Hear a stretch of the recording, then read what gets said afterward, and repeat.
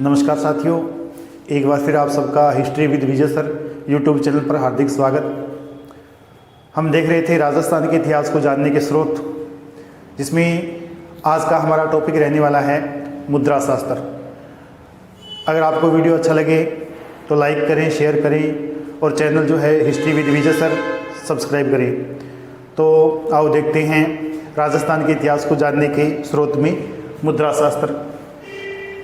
मुद्रा शास्त्र होता क्या है?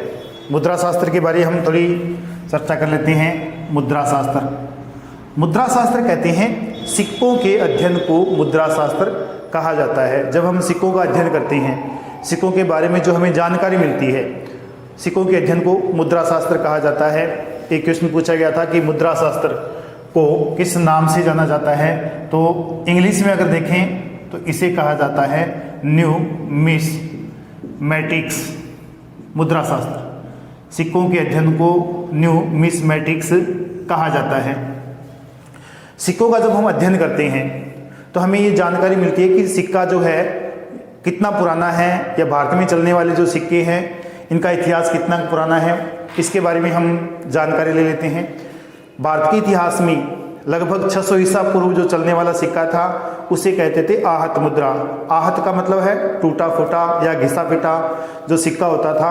प्राचीन जो सिक्के होते थे लगभग उनका समय बताया गया है 600 ईसा पूर्व। 600 ईसा पूर्व के जो सिक्के थे इन्हें आहत मुद्रा कहा गया है। आहत शब्द का अर्थ है टूटा फूटा या घिसा पिटा। आहत मुद्रा इसलिए कहा गया है क्योंकि इनका कोई आकार नहीं होता था। चांदी के टुकड़े होते थे, इस प्रकार के भी हो सकते हैं, इस प्रकार के भी हो सकते हैं, इस प्रकार के भी हो सकते हैं और इस प्रकार के भी हो सकते हैं। इस प्रकार के चांदी के टुकड़े होते थे, इनके बीच में निशान लगा दिया जाता था। इनके बीच में किसी प्रकार का पशु पक्षी या देवी देवता का एक प्रतीक बना दिया जाता था और ये सिक्का बन जाता था। व्यापारी जब कहीं व्यापार के लिए जाते थे तो वो अपने बैग में चांदी के काफ़ी टुकड़े रखते थे और उन टुकड़ों को गर्म करने के बाद उन पर अपना एक प्रतीक लगा देता था। प्रतीक के अंतर्गत चाहे किसी वृक्ष का चित्र है या किसी राजा की आकृति है, इस प्रकार की इन पर आकृति बना देता था। तो इन सिक्कों को कहा जाता था आहत मुद्रा। आहत का मतलब घिसा पिटा। आहत शब्द हमें यह बताता है इन सिक्कों का कोई आकार नहीं था। जब भारत में हिंद यवन के शासक आए थे, हिंद यवन या यूनानी जो शासक आए थे, उन्होंने लगभग 200 ईसा पूर्व आए थे। जब ये भारत में आए तो इन्होंने भारतीय सिक्के को व्यवस्थित किया था।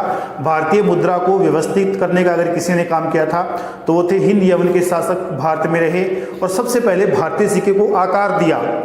आकार देने के बाद भारत में सबसे पहले इन्होंने सोने के सिक्के जारी किए। तो देख लेते हैं कि हिंद यवन के शासक आए थे भारत में। हिंद यवन, इन्होंने भारतीय सिक्के को व्यवस्थित किया था और भारत में सबसे पहले सोने के सिक्के जारी किए थे। सोने के सिक्के जारी किए थे। तो भारतीय सिक्कों को व्यवस्थित करने का अगर किसी ने काम किया था तो वो हिंद यवन के शासक थे। बैक्ट्रिया, अफगानिस्तान के बिल्कुल उत्तर पश्चिम में रहने वाले ये लोग थे। जब सिकंदर ने भारत पर हमला किया था तो वहाँ इन्होंने निवास स्थान बना लिया था। उन्हीं लोगों ने भारत पर हमला किया था। इन्होंने भारतीय सिक्के को व्यवस्थित किया। हम देखते हैं राजस्थान में सिक्के कहाँ कहाँ से मिले हैं, जानकारी का माध्यम क्या है। सबसे पहले हम देख लेते हैं रेड टोंक। टोंक से हमें काफ़ी सिक्के मिलते हैं। जो सिक्के मिलते हैं वो मिलते हैं आहत मुद्रा। रेड टोंक से हमें लगभग 3075 सिक्के मिले हैं। इन सिक्कों को आहत मुद्रा कहा गया है। इन सिक्कों को आहत मुद्रा कहा गया है और संभवतः ये भारत की सबसे प्राचीन मुद्रा मानी जाती है। और इन मुद्राओं को मौर्य शासनकाल के आसपास की माना जा सकता है। इन मुद्राओं को आहत मुद्रा कहा गया है। रेड टोंक से हमें 3075 सिक्के मिले हैं। आहत सिक्के हैं जिनमें चांदी के भी हैं, तांबे के भी हैं। और ये जो आहत मुद्रा है चांदी, तांबे व अन्य धातु पर ये सिक्के का रूप ले लेते थे। तो यहाँ मुख्यतः चांदी के टुकड़े हो सकते हैं या फिर तांबे के टुकड़े हो सकते हैं जिन पर एक चिन्ह लगाया जाता था और ये मुद्रा बन जाती थी। तो यहाँ हमें रेड टोंक से 3075 आहत सिक्के मिले हैं जो संभवतः मौर्य काल से संबंधित बताए गए हैं। इसके बाद एक स्थान है गुरारा। गुरारा है सीकर में। यहाँ से हमें 2744 आहत सिक्के मिलते हैं। यहाँ से भी हमें 2744 आहत सिक्के मिलते हैं। आहत मतलब या तो चांदी के हैं या फिर तांबे के हैं। इन सिक्कों पर विभिन्न प्रकार की आकृति या चिन्ह लगाए जाते थे। ये भी प्राचीन सिक्के हैं, गुरारा सीकर से हमें मिले हैं। इसके बाद अगर हम बात करें तो मालवगढ़। मालव एक प्राचीन साम्राज्य था, बहुत बड़ा साम्राज्य था जिसके अंतर्गत पूर्वी राजस्थान था। और यहाँ से जो हमें सिक्के मिलते हैं वो मिलते हैं मुख्यतः तांबे के। तांबे के काफ़ी सिक्के मिलते हैं मालवगढ़ के। और ये मालवगढ़ पूर्वी राजस्थान, इस मालवगढ़ में शामिल होता था ACL कार्लाइल। ACL कार्लाइल ने यहाँ से 6000 तांबे के सिक्के प्राप्त किए गए हैं। ACL कार्लाइल राजस्थान के पुरातत्व विभाग के जनक, जिन्होंने 1871 में राजस्थान में सबसे पहले पुरातत्व सर्वेक्षण का कार्य शुरू किया था। तो ACL कार्लाइल को 6000 मालवगढ़ के सिक्के मिले हैं। ये सिक्के तांबे के हैं और संसार के सबसे हल्के सिक्के माने जाते हैं। जो पूर्वी राजस्थान से सिक्के मिले हैं ACL कार्लाइल को, 6000 सिक्के हैं, तांबे के सिक्के हैं और ये सिक्के संसार के सबसे हल्के सिक्के माने जाते हैं। इसके बाद हम बात करें रंगमहल की, तो रंगमहल से हमें 105 सिक्के मिलते हैं। रंगमहल घग्गर नदी के किनारे, घग्गर नदी के किनारे हैं, जिला हनुमानगढ़, राजस्थान। यहाँ से हमें 105 सिक्के मिलते हैं और इन सिक्कों में आहत सिक्के भी है, हिंदी एवं शासकों के सिक्के भी हैं, लेकिन प्रमुखतः हमें यहाँ कुषाण एक शासक था, शक्तिशाली शासक, कुषाण शासक, कनिष्क के सिक्के भी हमें यहाँ से मिलते हैं। कनिष्क के बाद होयसक हुआ, वशिष्क हुआ, कनिष्क तृतीय हुआ, काफ़ी शासक हुए। इन सब के सिक्के भी हमें रंगमहल से मिलते हैं। रंगमहल से हमें सिक्के मिलते हैं 105 और ये सिक्के आहत सिक्के हैं, कुषाण शासकों के हैं, जिसमें सबसे प्रसिद्ध शासक था, पेशावर इनकी राजधानी थी कुषाण शासकों की, कनिष्क। इनका सिक्का भी हमें यहाँ से मिलता है। रंगमहल हनुमानगढ़ में है, घग्गर नदी के किनारे हैं रंगमहल। इसके बाद हम बात करें बैराठ। बैराठ से भी हमें काफ़ी सिक्के मिलते हैं, जिसमें 84 जो सिक्के हैं 84 सिक्के हमें मिलते हैं आहत मुद्रा। 84 सिक्के आहत मुद्रा मिलती है। इसके अलावा 28 जो सिक्के हमें मिलते हैं ये मिलते हैं हिंदी एवं शासकों के। हिंदी एवं शासकों के 28 सिक्के मिलते हैं। इससे संबंधित एक क्वेश्चन पूछा गया था RAS 2018 में। क्वेश्चन पूछा गया था कि किस स्थान से हिंदी एवं शासकों या मिनांडर के 16 सिक्के मिले हैं। तो हमें बैराठ से मिनांडर के 16 सिक्के मिलते हैं। क्वेश्चन पूछा गया था RAS 2018 में, 16 सिक्के मिनांडर के मिलते हैं। मिनांडर एक बहुत शक्तिशाली शासक था, जिसके सिक्के बड़ौच के बाजारों में, गुजरात में, राजस्थान में काफ़ी बड़ा साम्राज्य था उसका। मिनांडर हिंदी एवं का शासक था। इसके सिक्के हमें यहाँ से मिलते हैं, 16 सिक्के मिनांडर के मिलते हैं बैराठ से। इसके बाद हम देखते हैं सांभर। सांभर से भी हमें 200 सिक्के मिले हैं, आहत सिक्के। सांभर से हमें 200 सिक्के मिलते हैं। सांभर से सिर्फ 200 सिक्के ही मिलते हैं।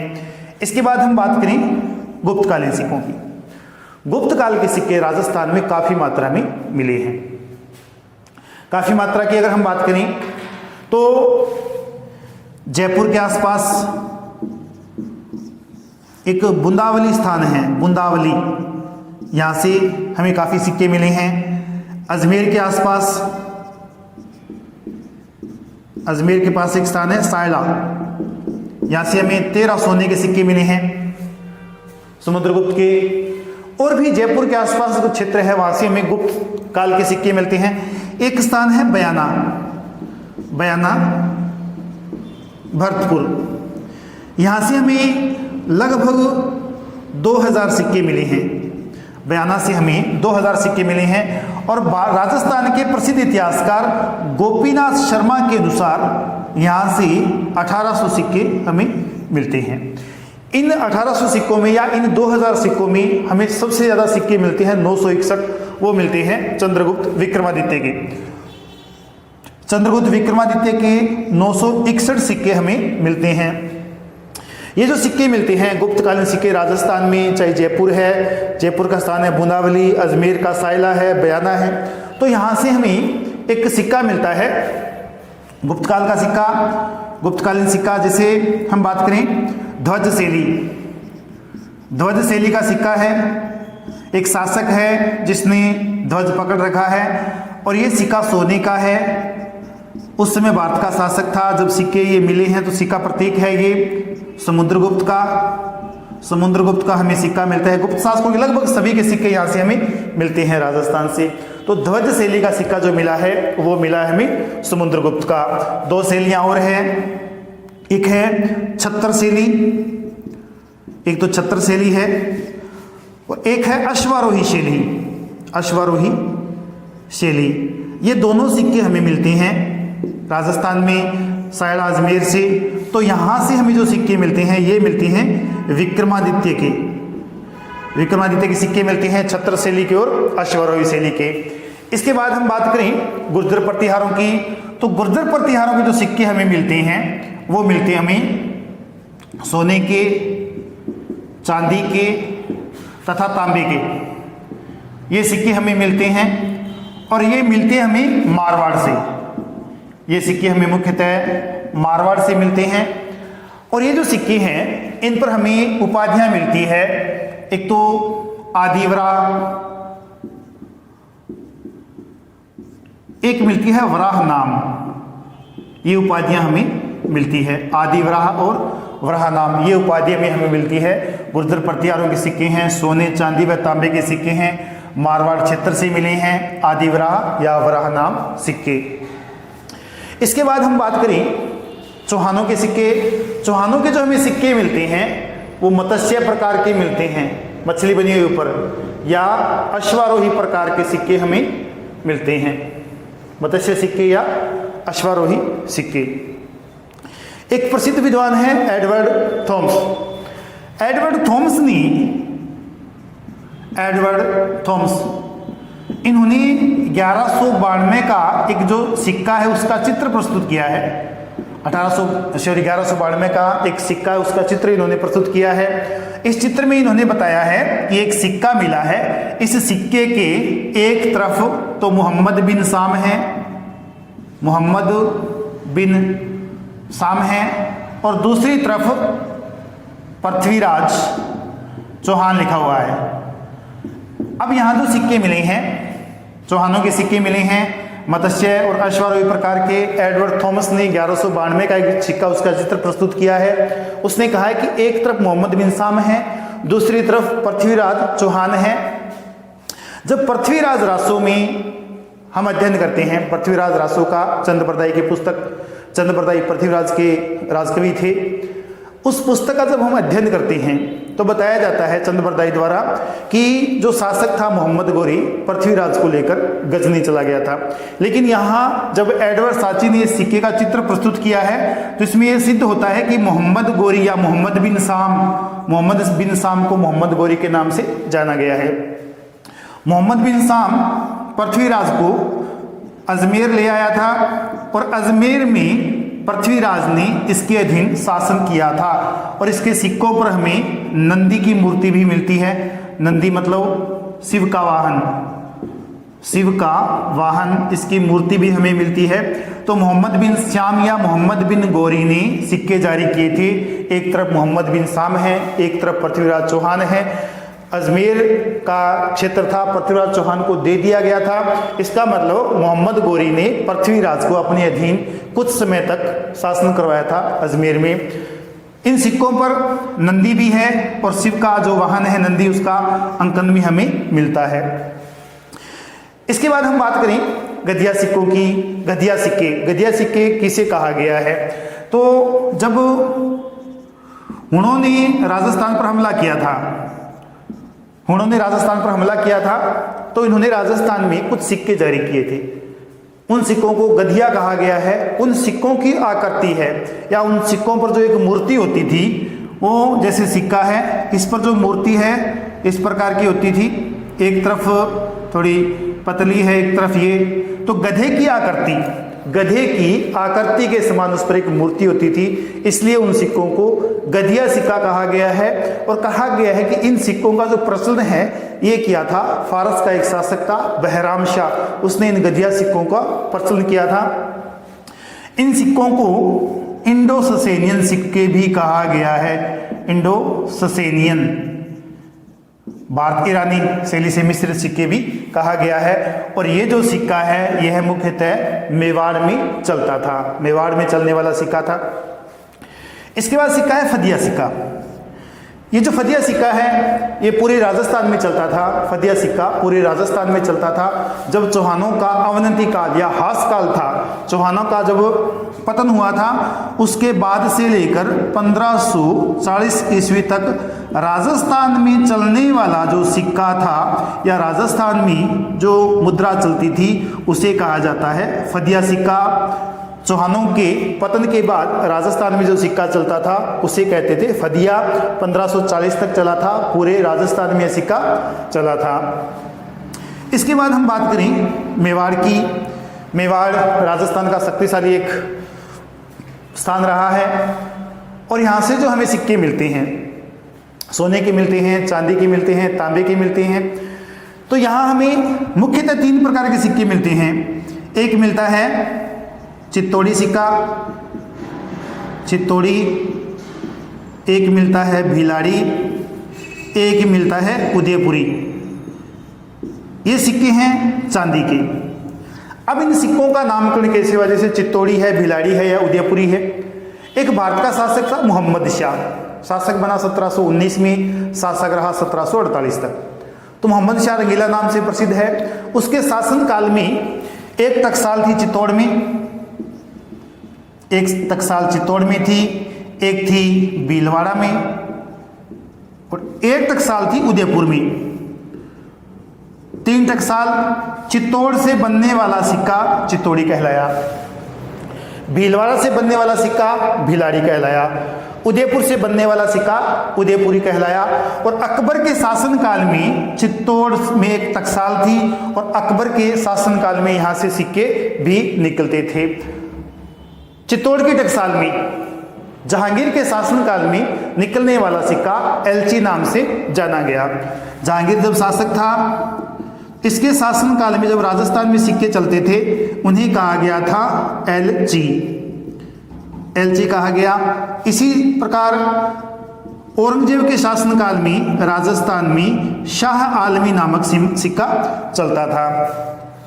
जब मेवाड़ का शासक बना, या उस शासक से पहले की बात कर लेते हैं, ब्रिटिश शासनकाल के समय राजस्थान में चलने वाला एक सिक्का हुआ करता था चांदी का कलदार। ये क्वेश्चन कई बार कंपटीशन में पूछा गया है। कलदार नामक सिक्का राजस्थान में चलता था। ब्रिटिश शासनकाल में यह सिक्का था चांदी का, बहुत बार कंपटीशन में पूछा गया है। ब्रिटिश शासनकाल के दौरान राजस्थान में चलने वाला सिक्का था कलदार, चांदी का था। अब यहाँ हम देख रहे हैं जब शासक बने स्वरूप शाह, मेवाड़ के जब शासक बने थे स्वरूप शाह, तो इन्होंने एक सिक्का जारी किया था, स्वरूप शाही सिक्का। इन्होंने एक स्वरूप शाही सिक्का जारी किया था। स्वरूप शाही सिक्के के एक तरफ लिखा होता था दोस्ती लंदन, एक तरफ लिखा होता था चित्रकूट उदयपुर। ये सिक्के होते थे, एक तरफ दोस्ती लंदन, एक तरफ चित्रकूट उदयपुर, ये लिखा होता था। इनके शासनकाल में सोने, चांदी व तांबे के सिक्के जारी किए गए थे। मेवाड़ में चित्तौड़ी था, भिलाड़ी था, उदयपुरी था। एक बार फिर इसका थोड़ा रिवीजन देख लेते हैं अपने। मुद्रा शास्त्र, मुद्रा शास्त्र में अध्ययन किया जाता है सिक्कों का। सिक्कों के अध्ययन को न्यूमिस्मेटिक्स कहा जाता है।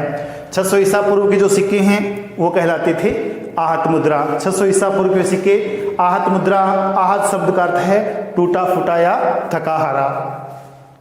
इस प्रकार के चांदी के टुकड़े होते थे, चांदी या तांबे के टुकड़े जिन पर निशान लगा के सिक्के बनाए जाते थे। 200 ईसा पूर्व में जब हिंद यमन के शासक भारत में आए थे तो उन्होंने भारतीय सिक्कों को व्यवस्थित किया था और भारत में सबसे पहले इन्होंने सोने के सिक्के जारी किए।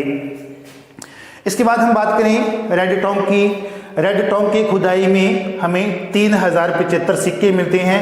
ये सिक्के मुख्यतः आहत सिक्के हैं, मौर्य शासनकाल से संबंधित बताए गए हैं और ये जो सिक्के हैं चांदी व तांबे के सिक्के हमें मिलते हैं 3075। एक स्थान है गुरारा सीकर, यहाँ से हमें 2744 आहत मुद्राएं मिलती है। गुरारा नामक स्थान है सीकर में, जहाँ से हमें 2744 आहत सिक्के मिलते हैं। इसके बाद मालव एक गणराज्य था, शक्तिशाली गणराज्य था, यहाँ के भी काफ़ी सिक्के मिलते हैं। पूर्वी राजस्थान मालवगण के अंतर्गत था। एसीएल कार्लाइल को यहाँ से 6000 तांबे के सिक्के मिले हैं और ये संसार के सबसे हल्के सिक्के माने जाते हैं जो मालवगण के मिले हैं एसीएल कार्लाइल को। इसके बाद एक स्थान है रंगमहल। रंगमहल हनुमानगढ़ जिले में है, घग्गर नदी के किनारे हैं। यहाँ से 105 सिक्के मिले हैं। इन सिक्कों में प्रसिद्ध जो सिक्का है कुषाण शासक था कनिष्क, इसका सिक्का मिला हमें। कनिष्क का सिक्का हमें मिला है। कनिष्क की राजधानी पेशावर थी। 105 सिक्कों में से अन्य जो शासक है जैसे कुषाण शासक थे, हुविसक था, वशिष्क था या कुषाण, ये कनिष्क तृतीय था, इनके सिक्के भी हमें यहाँ से मिले हैं। इसके बाद एक स्थान है बैराट, जयपुर। बैराट से हमें 84 सिक्के तो मिलते हैं आहत मुद्रा, जिसपे इस प्रकार के ठप्पे लगे होते थे, ये आहत मुद्रा। और 28 जो सिक्के मिलते हैं ये मिलते हैं हिंद यवन शासकों के। इन 28 सिक्कों में 16 जो सिक्के मिलते हैं वो मिलते हैं हमें हिंद यवन शासक था, मिनेंडर शक्तिशाली था। 16 सिक्के इसके मिलते हैं। ये क्वेश्चन RS 2018 में पूछा गया था। इसके बाद सांबर एक स्थान है जयपुर के पास, यहाँ से भी 200 सिक्के मिले हैं। ये भी आहत सिक्के हैं। आहत सिक्के हमें यहाँ से मिलते हैं। इसके बाद ध्वज शैली, गुप्त काल। गुप्त काल की अगर हम बात करें तो गुप्त काल के सिक्के राजस्थान में काफ़ी स्थानों से मिले हैं। मुख्यतः जयपुर के आसपास से काफ़ी सिक्के मिले हैं। एक सायला स्थान है अजमेर, यहाँ से सिक्के मिले हैं। और सबसे ज़्यादा सिक्के जो हमें मिले हैं वो मिले हैं बयाना भरतपुर से। बयाना भरतपुर से जो हमें सिक्के मिले हैं वो बताए गए हैं 2000 सिक्के। राजस्थान के इतिहासकार डॉक्टर गोपीनाथ शर्मा ने इन सिक्कों की संख्या 1800 बताई है। इन सिक्कों में सबसे ज़्यादा जो सिक्के मिले हैं वो मिले हैं 961, वो मिले हैं चंद्रगुप्त विक्रमादित्य के 961 सिक्के। यहाँ से हमें ध्वज शैली का सिक्का मिला है सोने का। ये जो सिक्का है ध्वज शैली का ये समुद्रगुप्त का मिला है। इसके बाद छत्र शैली व अश्वारोही शैली ये सिक्के भी मिले हैं। ये सिक्के विक्रमादित्य के हैं। यहाँ से हमें रामगुप्त के सिक्के भी मिले हैं। एक शासक था समुद्रगुप्त का भाई, कच्छ या काच नाम से, उसके सिक्के भी हमें राजस्थान से मिले हैं। इसके बाद हम बात करें गुर्जर प्रतिहारों के, तो गुर्जर प्रतिहारों के सोने चांदी व तांबे के सिक्के राजस्थान में मारवाड़ क्षेत्र से मिले हैं। इन सिक्कों पर इनकी उपाधियां मिलती हैं हमें, आदि वराह व वराह नाम, ये उपाधियां हमें मिलती हैं। इसके बाद हम बात करें चौहानों के सिक्कों की, तो चौहानों के सिक्कों में हमें मुख्य सिक्के मिलते हैं विषोमपक या विषोमपाक, द्रम, दिनार, इस प्रकार के सिक्के हमें मिलते हैं। विषोमपक और द्रम इस प्रकार के सिक्के मिलते हैं। चौहानों के सिक्कों में मत्स्य सिक्का और अश्वारोही प्रकार का सिक्का भी हमें मिलता है। एडवर्ड थॉमस ने 1192 के सिक्के का एक चित्र जारी किया है जिसमें एक तरफ पृथ्वीराज लिखा हुआ है, एक तरफ मोहम्मद बिन शाम, मोहम्मद गोरी का नाम है मोहम्मद बिन शाम इसका नाम है। तो यह सिक्का अजमेर में पृथ्वीराज चौहान के राज्य का विवरण देता है कि मोहम्मद गोरी पृथ्वीराज को 1192 में जो दूसरा युद्ध हुआ था त्राइन का युद्ध हारने के बाद इसे अजमेर ले आया था। पृथ्वीराज ने अजमेर में शासन किया था। इन सिक्कों पर जो मोहम्मद बिन शाम या मोहम्मद गोरी ने जो सिक्के जारी किए थे, इन सिक्कों पर नंदी का चित्र भी हमें मिलता है। इसके बाद गधिया सिक्के, गधिया सिक्के लगभग राजस्थान में प्रसिद्ध थे। मूलतः दक्षिणी राजस्थान में थे। हुणों ने जब राजस्थान में हमला किया था तो उन्होंने गधिया प्रकार के सिक्के चलाए थे और ये जो सिक्के हैं इंडो ससेनियन शैली से प्रभावित थे। इन सिक्कों को जारी किया था एक फारस का शासक था, नाम था बहराम शाह। उसने इन सिक्कों की ये शैली जारी की थी। इंडो ससेनियन सिक्के भी इन्हें कहा जाता है। फदिया सिक्का जब चौहानों का पतन हुआ था उसके बाद से लेकर 1540 तक राजस्थान में फदिया नामक सिक्का चला था। इसके बाद है मेवाड़ में चित्तौड़ी सिक्का चलता था, भिलाड़ी सिक्का चलता था, उदयपुरी सिक्का चलता था। मोहम्मद शाह के समय यहाँ टकसाल बनाई गई थी, जिसमें चित्तौड़गढ़ में टकसाल थी, भीलवाड़ा में थी और उदयपुर में थी। अकबर के शासनकाल में चित्तौड़ में एक टकसाल बनाई गई थी, यहाँ से सिक्के जारी होते थे। जहांगीर के शासनकाल में राजस्थान में चलने वाले सिक्के को एलची कहा जाता था। औरंगजेब के शासनकाल में राजस्थान में शाह आलमी सिक्का चलता था। ब्रिटिश शासनकाल के दौरान राजस्थान में चांदी का सिक्का चलता था, जिसे कहा जाता था कलदार। चांदी का सिक्का हुआ करता था। स्वरूप शाह जब शासक बना तो इसने स्वरूप शाही नाम से सिक्का जारी किया था। एक तरफ लिखा होता था दोस्ती लंघन, दोस्ती लंघन, एक तरफ लिखा होता था चित्रकूट उदयपुर, ये लिखा होता था। इस प्रकार के सिक्के जारी किए थे। तो ये थे हमारे सिक्के। कुछ और जो सिक्के हैं वो हम अगली वीडियो में देखेंगे। तब तक आप सबका बहुत बहुत धन्यवाद।